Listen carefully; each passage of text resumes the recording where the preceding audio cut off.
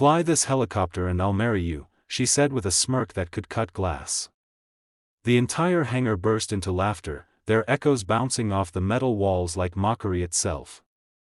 No one could believe the CEO of Skywings Aviation, Alicia Grant, the fierce, young billionaire who'd built an empire from her father's failing company, was challenging the janitor, of all people. The man she barely noticed, except when he mopped the floors or picked up after her executive's coffee spills, but he didn't laugh.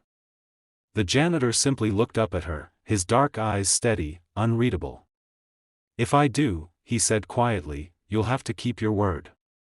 His tone wasn't mocking, it was calm, confident, almost dangerous.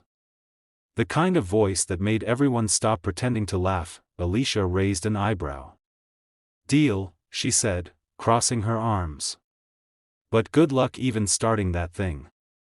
What happened next silenced the room. The janitor, whose name, everyone realized, they didn't even know, walked past her, brushed his hand along the sleek body of the company's prototype chopper, and without hesitation, climbed in. His movements were too smooth, too precise. He didn't fumble, didn't pause. Within moments, the engine roared to life.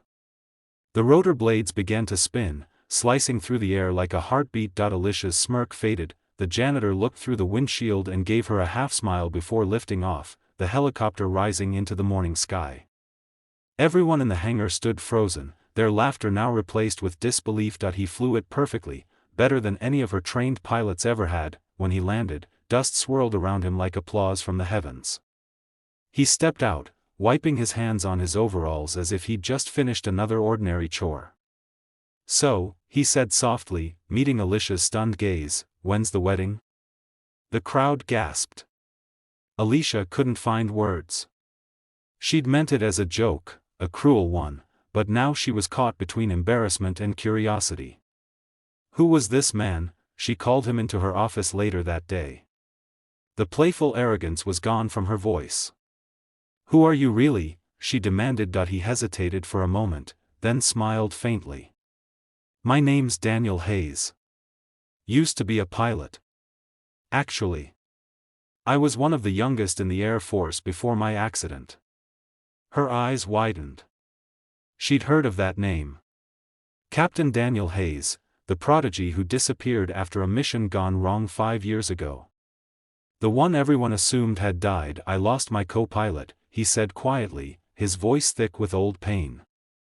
"And I lost my will to fly. So I took whatever job I could find. I didn't want sympathy. I just wanted to be near aircraft again." For the first time, Alicia saw beyond his dusty overalls. There was something in his eyes, strength, loss, and a quiet kind of courage that money couldn't buy. Days turned into weeks. Alicia found excuses to see him, sometimes for maintenance reports, sometimes to check the hangar. But really, she just wanted to talk. To listen. Daniel spoke little, but when he did, he spoke truth. He challenged her, gently but firmly. "You've built a company, Alicia," he said one night as they watched the sunset from the rooftop, "but you're not happy. You chase success like it'll fill the emptiness inside. But happiness isn't earned, it's shared." She didn't reply. His words hit too close. Behind her walls of confidence, Alicia was lonely. Her father's death, the betrayals, the pressure, it had hardened her. She'd forgotten what it meant to feel. But Daniel reminded her. Slowly, his quiet presence began melting the ice around her heart. One evening, she found him packing up his things. "Leaving?" she asked, her voice almost trembling. "I got a letter," he said, holding it up. "The Air Force wants me back, as a trainer. They said they need someone who knows both failure and resilience." Her heart sank. "So, that's it?" He smiled gently. "You once said you'd marry the man who could fly that helicopter." "I did. But I think you said it because you didn't believe anyone could." Alicia looked down. "Maybe I didn't believe anyone could make me feel again, either." He stepped closer, his voice barely a whisper. "You don't need to marry a man who can fly. You need one who can stay when everything crashes. The next morning, he was gone. The hangar felt emptier than ever. Months passed. Alicia expanded Sky Wings globally. But success didn't taste the same anymore. Every time she saw a helicopter lift off, she thought of him.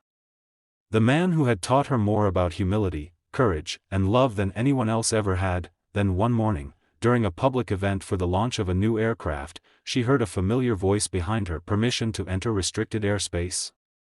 She turned.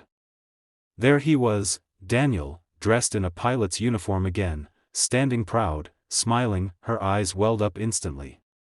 You came back. I said I'd only fly again for something worth landing for, he replied. And I think I just found it. The crowd cheered as he took her hand. This time, she didn't mock, didn't hesitate. She just smiled through her tears and whispered, "Welcome home, Captain." Their story spread like wildfire across the internet, an arrogant CEO and a humble janitor who turned out to be a hero. But for them, it wasn't about the headlines.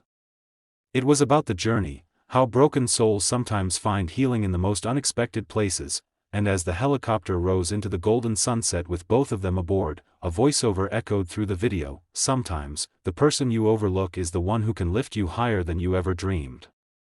So never judge by appearances, and never stop believing in second chances. If this story touched your heart, don't forget to like this video, subscribe to our channel, and share it with someone who needs hope today. Because sometimes, the smallest story can change the biggest heart. Red Heart.